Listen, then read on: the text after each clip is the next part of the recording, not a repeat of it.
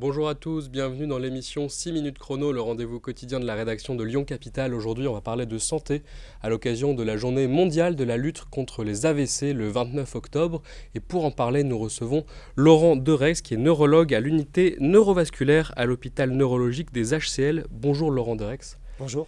Merci d'être venu sur notre plateau. On va rentrer dans le vif du sujet. D'abord, pourquoi une journée mondiale de lutte contre les AVC ? Qu'est-ce que ça représente en France ? Parce que l'AVC, c'est un problème important de santé publique. Il y a 150 000 personnes par an en France qui sont victimes d'un AVC. Et dans la région Auvergne-Rhône-Alpes, 13 500 au moins. C'est la première cause de mortalité chez la femme maintenant. Et c'est la première cause de handicap acquis en France. Voilà, donc c'est quand même assez conséquent ces chiffres que vous venez de citer. Peut-être qu'on peut commencer par faire de la prévention un petit peu. Comment reconnaître les symptômes d'un AVC ? Comment est-ce qu'on le repère ? Alors, ce qui doit alerter, c'est l'installation soudaine d'un déficit neurologique. Donc, d'un instant à l'autre, soudainement, l'incapacité à parler ou à comprendre, ou une paralysie d'un hémicorps, de toute la moitié du corps, ou simplement de la face, une déviation de la bouche.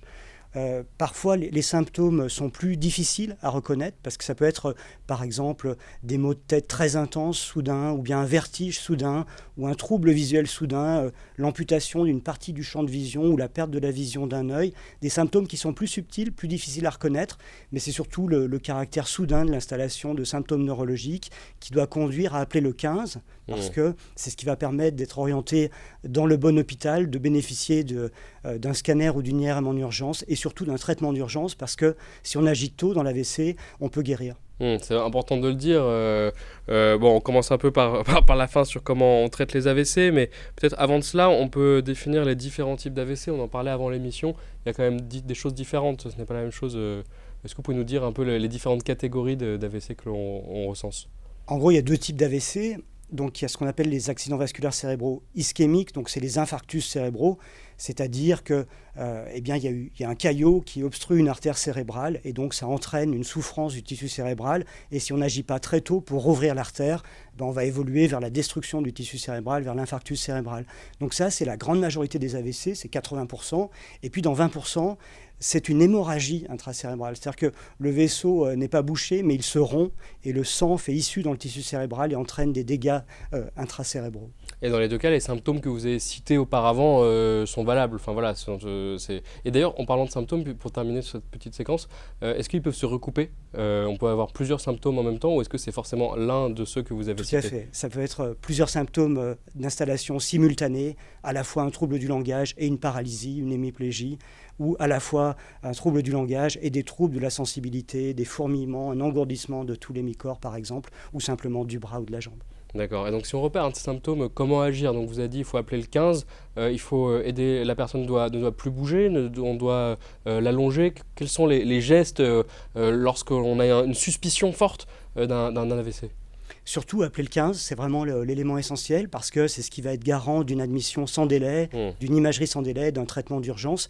Parce qu'idéalement, il faut agir dans les 3 premières heures de l'AVC pour obtenir la guérison. On peut parfois traiter jusqu'à 6 heures ou même au-delà chez certaines personnes, mais vraiment le garant de la guérison, c'est rouvrir l'artère le plus rapidement possible. Ensuite, vous l'avez dit, plutôt allonger la personne, la maintenir allongée et surtout appeler les secours et appeler le 15 pour pouvoir avoir une prise en charge sans délai.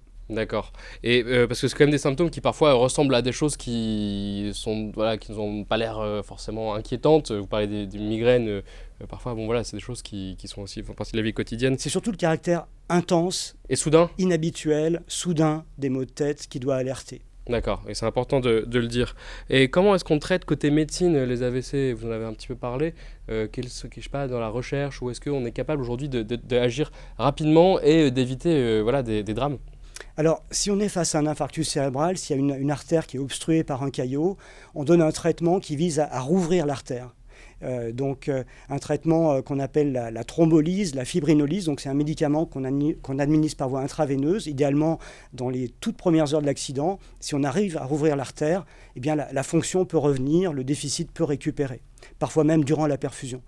Et puis si c'est une artère de gros calibre, une grosse artère qui est occluse, on peut maintenant intervenir par voie endovasculaire pour rouvrir l'artère. Par exemple, si l'artère carotide est occluse, eh bien le neuroradiologue interventionnel peut cheminer dans les vaisseaux monter un petit tuyau jusque dans l'artère cérébrale occluse et rouvrir l'artère de façon mécanique. C'est ce qu'on appelle la thrombectomie mécanique.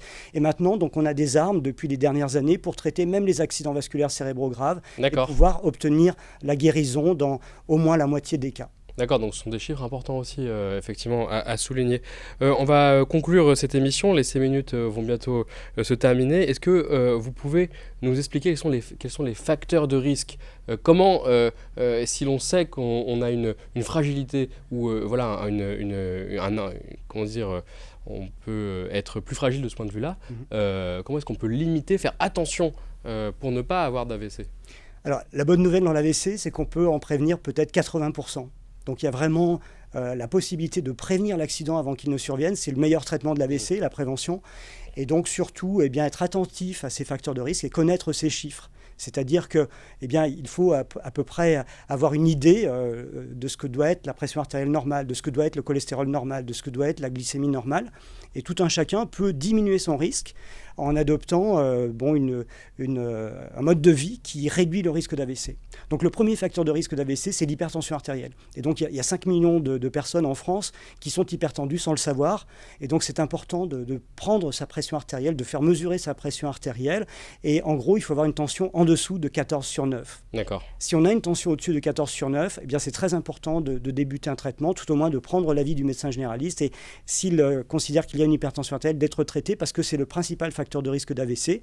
Et une hypertension artérielle non traitée peut en elle seule entraîner un accident vasculaire cérébral, notamment une hémorragie intracérébrale. Ensuite, il y a beaucoup de facteurs de risque qui sont modifiables, notamment le tabagisme, la consommation de cannabis, la sédentarité, bien sûr l'élévation du cholestérol, notamment du mauvais cholestérol, le cholestérol LDL. Donc en adoptant par exemple un mode de vie où on fait 30 minutes d'activité physique par jour, eh bien on va diminuer son risque de développer une hypertension artérielle, on va diminuer son risque d'AVC. Adopter aussi une alimentation équilibrée, plutôt un régime méditerranéen, ça a un impact très fort aussi sur la prévention du risque d'AVC. Être attentif aussi à sa glycémie et à son cholestérol. Un mode de vie sain, en fait, ça, c'est finalement... Voilà. Et en plus, connaître ces chiffres et donc être attentif à tout ça, avoir un cholestérol aux environs de 2 grammes par litre, une glycémie aux environs d'1 gramme par litre, c'est aussi très important. C'est important. Merci, ce sera le mot de la fin. Merci beaucoup Laurent Derex d'être venu sur notre plateau pour nous donner ces informations. Quant à vous, vous pouvez retrouver toute l'actualité de la santé sur le site lioncapital.fr. À très bientôt.